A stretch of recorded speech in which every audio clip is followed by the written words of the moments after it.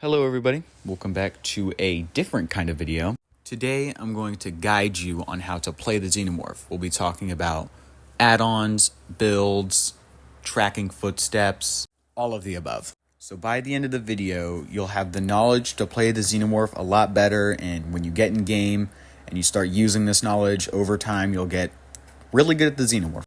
Here are the timestamps for each part of the Xenomorph we're going to talk about. We're going to go ahead and start off with the gameplay, and then we'll go to add-ons, perk builds, and the rest of the video. First thing we're going to talk about with gameplay is the tracking footsteps in the tunnels and how you can track other things survivors do in the tunnels that could really help you in the game. Starting off, tracking footsteps is one of the main ways that the Xenomorph can find survivors. And it is also a great way of tracking down survivors that you may be chasing at the time, which I'll get into later. So here's an example of what it looks like when there's a survivor running or walking over you in the tunnels. If a survivor is holding a flame turret, which we'll get into later, or they are crouching over you, then you will not see the orange dots for their footsteps that you can see right now. I don't see a lot of people use this mechanic to their advantage. Most people just ignore them, or they'll come across them by chance and then they'll just follow the person to a control station. The way I use these footsteps is whenever I come out of a control station and I hit a survivor, I will go back in the tunnel and then follow the injured survivor through the tunnels. While you're in the tunnels, you're undetectable, so the survivor you're following has no idea where you are. This means while they're running, you can follow them to another control station and cut them off, or if they decide to go back to the generator thinking that you're gone, you just go back to that control station and cut them off. However, if a survivor decides to stand in place, not knowing where you are, or they really take a long time to move around, then it's good if they don't move after like 5 seconds to go to a nearby control station and go pursue them from there. Usually when you do this, they won't know where you are, and so you'll just be able to catch them off guard. However, something that can counter you are the flame turrets, which we'll go ahead and talk about now. The flame turrets are inside the boxes of the control stations. Survivors can open up the control station box, pull out the turret, and then they'll get a little hologram of the turret and where they can place it. When you get within 12 meters of these turrets, they will set you on fire and kick you out of your power if you don't move out of the way in time or destroy it in time. You can destroy these either using your tail attack after you go into crawler mode, or you can just M1 them. If you're using the add-on cereal rations, which is a brown add-on, so that's really good, you can see the turrets under the tunnels. Now, crawler mode, which I actually mentioned earlier, we haven't talked about yet, which is what we're going to talk about now, because it's the most important part of the Xenomorph's power. Crawler mode takes 45 seconds to activate and is not given to you at the start of the game. However, you can go into the tunnels, and as long as you move around for a consecutive 4 seconds, it will charge extremely fast and you'll automatically have it. While you're in crawler mode, there are a few niche things that don't really matter, like the fact that you have a 24-meter tear radius. You go on all fours, but it doesn't really help in some loops because sometimes the loops are just too low for you to hide behind them, or your tail, because it goes over your head, can just be tracked over it. However, what you do get is the tail attack, which is very good. The tail attack is arguably the strongest M2 in the game. It does not take time to charge up, and it is practically instant, so anytime a survivor vaults a pallet or window, you can just pretty much use it, and as long as you get used to aiming correctly, you'll pretty much get the hit no matter what. Also, for some reason, at least right now, survivors don't seem to dodge the tail attack when they're not in a loop, and they don't seem to zigzag. So if you're just chasing a survivor, you can pretty much hit them with the tail attack and they will just take it. However, if you are burned out of crawler mode, which only takes 1 second, you lose the tail attack, and you need to go back in the tunnels or wait 45 seconds to get your ability again. Now, we are finally going to be talking about the add-ons. And we already talked about cereal rations, but we're going to go over it again. Now, most of the Xenomorph's add-ons are useful, but there are a specific few that you'll be using most of the time.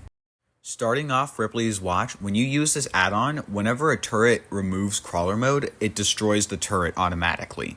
This add-on is okay, but most of the time it's not that hard to go destroy the turret yourself, so I wouldn't use this. The next add-on is Ovomorph. The cooldown of crawler mode is 25% faster while outside of tunnels. This one is also not that good since you'll be going back into the tunnels to get your power if you're out of it anyway. And chasing over ground without your power just is bad. The next one, and possibly the most useless, is Drinking Bird. After exiting a tunnel, Killer Instinct duration is increased by 2 seconds. This is the killer instinct that when you come out of a tunnel, any survivor within I believe 16 or 12 meters of you will give you killer instinct so you can see them. This just increases it by 2 seconds, and it's really just not that good. You don't need it. Then we have cereal rations, which we talked about earlier. Turret auras are visible while in tunnels and when coming out of vents for 3 seconds. These turrets will be highlighted in white, and you can actually see when a survivor is placing one down. And this is a really good add-on because it can tell you which gens they're on and if they're placing it down, exactly where they are. You can also use it to know ahead of time where you need to watch out for or to go and destroy a turret when you come out of a tunnel. Then we have Light Wand. It increases the downtime of turrets by 1 second after exiting a tunnel. If you didn't know, when you come out of a control station, all the turrets all over the map, no matter the range, go deactivated. They all deactivate for 3 seconds. This one just makes it 4 seconds. I actually think this add-on is pretty decent as long as you know how to use it correctly, because there are cases where they'll all deactivate and you don't get burned once because of it. Then we have one of the Xenomorph's top add-ons, Lambert's Star Map, and it decreases the flame distance of turrets by 2 meters. If you've played against the Xenomorph, you'll know that there is this blue scanning area, like a radar, around the turrets. And if the Xenomorph goes within it and it's not behind an obstacle, it'll start burning the Xenomorph. It basically decreases the radius at which the turret can burn the Xenomorph by 2 meters. Then there's Crew Headset. While in tunnels, footstep detection is increased by 6 meters. This is a good add-on because now when you're trying to track the person you just injured, or if you're just trying to track anybody, you have a much better distance to see people. Brett's Cap. Destroying a turret causes all survivors within 60 meters to suffer from blindness for 25 seconds. This one's just bad. I can't even explain why you would use this, so just don't use it. Then we have Ash's Innards. Turrets take 10 seconds longer to respawn after they are destroyed. There's already a pretty long respawn time for the turrets that you don't really need to increase, but if you don't like turrets at all, then use this add-on, I guess, because it'll basically make it really hard to ever use turrets after they're destroyed. Then we have Parker's Headband, which I think is severely underrated. After exiting a tunnel, gain 5% haste for 3 seconds. This makes it a lot easier to catch up to survivors after coming out of a tunnel, because they see you come out first before you actually see yourself come out of the tunnel. Then we have Multi-Purpose Hatchet. Survivors hit by tail attacks suffer from hemorrhage. Anything with hemorrhage pretty much sucks, unless you think the entire team is going to heal constantly, in which then put it on, I guess. Then we have an add-on that's a little confusing. After deploying a turret, the deploying survivor suffers from hindered and exhausted for 3 seconds. When survivors are holding turrets, they are already affected with hindered and exhausted. This basically just makes it to where they are still hindered and exhausted after deploying it. And this one isn't really that useful in my opinion, but if someone else can find use for it, let me know. Then we have Kane's Helmet. Survivors hit with a tail attack are mangled for 70 seconds. This one's good, but the tail attack is already strong enough and I don't think you'll need this. Then we have Emergency Helmet. Increases resistance to staggering from turrets by 35%. This actually makes it take more time for the turret to burn you, and it doesn't slow you down as much. This is really good if you're on a turret destroying frenzy, but I honestly don't find that much use in this as much as other people do. Then we have Semiotic Keyboard. Generators within 16 meters of a turret have their intensity of their auras determined by their repair progression. This one is really good against survivors that don't know how to use the turrets properly. Most of the time, you're going to want to put these turrets in loops that are nearby, but sometimes the loop nearby may be near a gen. I would say the add-on's okay, but not good enough to be something you use constantly. Self-Destructible increases vault speed by 30% while in crawler mode. I think this add-on is actually really good, especially with vault builds, because it basically makes vaulting and trying to dodge the tail impossible. And it also allows you to catch up to survivors if they vault a window and you miss. Then we have an actual really good add-on that I think is severely underrated. Harpoon Gun. Exiting a tunnel and hitting a survivor within 10 seconds causes all survivors further than 24 meters from you to scream and reveal their location. This is really good for if you've just hooked a survivor and you have Dead Man Switch. Otherwise, though, I don't really know what else this add-on could be used for, so something you should use if you're running Dead Man Switch, but otherwise just don't run it. Then we have Cat Carrier. Exiting crawler mode due to a turret attack makes you undetectable for 30 seconds. This add-on is really good in my opinion because now when you exit the tunnel after trying to cut a survivor off, the survivor you're chasing usually, they won't know where you are at all. So I actually recommend using this add-on. Improvised Cattle Prod. Each time a generator is completed, a 15-second timer starts. Any survivor who is within 10 meters of a control station during that time has their aura revealed for the remainder of the timer. This is basically Bitter Murmur, but is an add-on for the Xenomorph, and I don't really know why you would use this. It's definitely good, and you get an extra perk slot, I guess, if you were using Bitter Murmur before, but this isn't as good as I think some people say it is. Because most of the time when a gen gets completed, you're in chase, and so a 15-second timer just isn't long enough for it to really matter. And even if you are in the tunnels, you were probably going to find the people anyway, since you're looking for people for their footsteps or listening to generators. And if the generator gets completed, you're headed over to where that's at. So I don't really see this add-on being that good. Now for the final add-on, what is the best in my opinion, but as of right now, is bugged, Acidic Blood. While exiting a tunnel in crawler mode, any survivor who stuns you with a pallet in the next 20 seconds takes damage. If that survivor is already injured, they suffer from deep wound. This is the best add-on in my opinion because it'll cause people to pre-drop when they shouldn't, or it'll force them to, or if they decide not to pre-drop and stun you, they end up getting injured or deep wounded. It's a very good add-on, but as of July, I would not run this because it's bugged. Right now, whenever you use this add-on, once the timer runs out on it, it will never activate again for some reason. So, now that we're all familiar with the add-ons, I'm going to explain which add-on combos are the best for the playstyle I have told you about and that I'll talk about again, and which add-ons are best for different playstyles. For the playstyle where you're trying to track down survivors after you've injured them, my main playstyle that I think is the best, I recommend Cereal Rations and Crew Headset. Crew Headset to help you track the survivor, and Cereal Rations to be ready for any turrets you may have to get rid of while tracking them. Then I would recommend Cereal Rations and Cat Carrier, so that way maybe you get burned by the turret, but you can still hunt down the survivor after you've been burned and they won't know you're coming. Another good add-on combo is Self-Destruct Bolt and Parker's Headband. This will allow you to catch up to survivors quickly, and if they vault a window, you can just vault it faster, and they just pretty much can't get away. Another good combo is Acidic Blood and literally just any other add-on, but as of right now, Acidic Blood is bugged, of course, so don't do it now, but after it's fixed, just use Acidic Blood. It is just really good. And finally, Emergency Helmet and Lambert Star Map to basically make turrets absolutely shit. Now we're going to move on to my main builds for the Xenomorph. Starting off with the build I always use for the Xenomorph because of my playstyle, Lethal Pursuer, so you can, one, see people at the start of the game, so when they go to grab a turret, you can just pop out of the tunnel, and because they're grabbing a turret or holding it, they're extremely slow and can't move, and so you could basically get a free down. Then, Alien Instinct. This is underrated for the Alien in my opinion. After you hook a survivor, the farthest injured survivor gets oblivious for 20 seconds and you see their aura for 5 seconds. If you have Lethal Pursuer, 7 seconds. This is really good because now when you come out of a tunnel, they're not going to know you came out since they still don't hear tear radius. So they're going to assume they're fine. And then you catch them off guard. This is also good for if you get to them really quickly and you start chasing them after. Then one that might surprise people, Strider. This is really good for after you injure a survivor and then you go back in the tunnels. This will help you track them severely, and it's actually really good for the Xenomorph. This perk has helped me a bunch and will help you too if you use it, and is also just really good for the Xenomorph.